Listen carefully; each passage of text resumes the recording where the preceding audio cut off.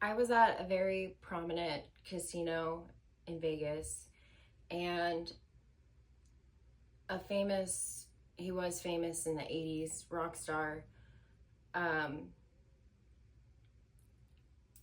he had approached me and started talking to me. We went up to his room. It was standard protocol how it went. But when I got up there, he wasn't making a move.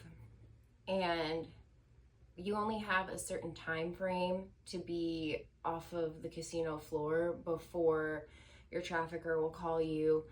And if you take too long or don't come down with enough money, there's repercussions to that. So I started getting nervous. I'm like, are we, gonna proceed with the date? Or, he started asking me about, like, oh, do you have someone? He flat out asked if I had a pimp. And we got to talking, and he's like, well, how much money do I have to give you for you to come back? And I said, that's not normally what we do. We go up to the room, go out to the parking garage, and, I meet with my trafficker and we go to the next spot. It's disrespectful to the casino to go back out and get another client after being down there. It raises flags, or there's other reasons behind it too, but that was the most simply put explanation.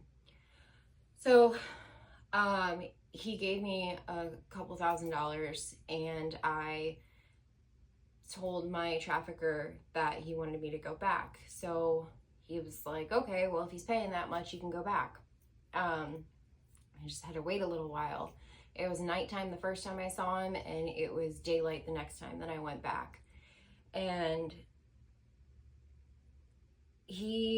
this happened a couple times, and each time I went up there, we didn't do anything. We talked, and he was trying to find out how I could, if I wanted to leave my trafficker.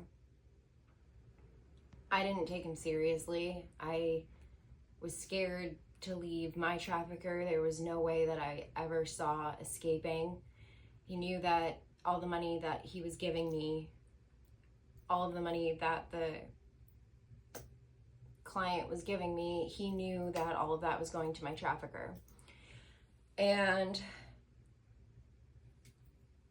the last time that I saw him, I didn't expect it to be the last time. I was going to go back and we were going to talk more and figure it out, but it was a very time crunch. I mean, he's paying thousands of dollars, and I was only up there for maybe 30 minutes, start to finish, leave the car with my trafficker after bringing him the money, going back up to the room, staying up there for however long, and then making it back to my trafficker. It was all within a matter of 30 minutes.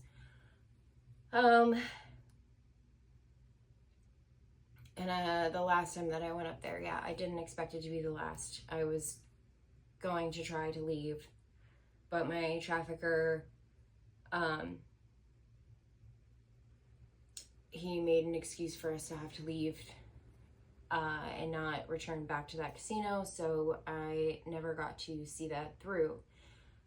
Again, I just pray in the morning. I pray at night.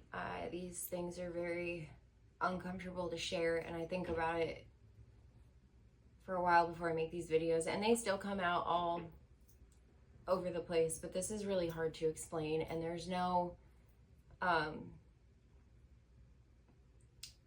I don't know. This is just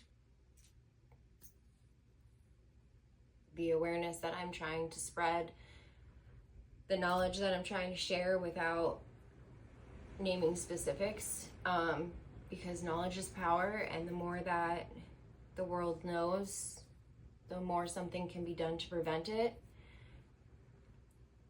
And I don't think people think about the amount of bystanders or people that know what's going on and try to help in a way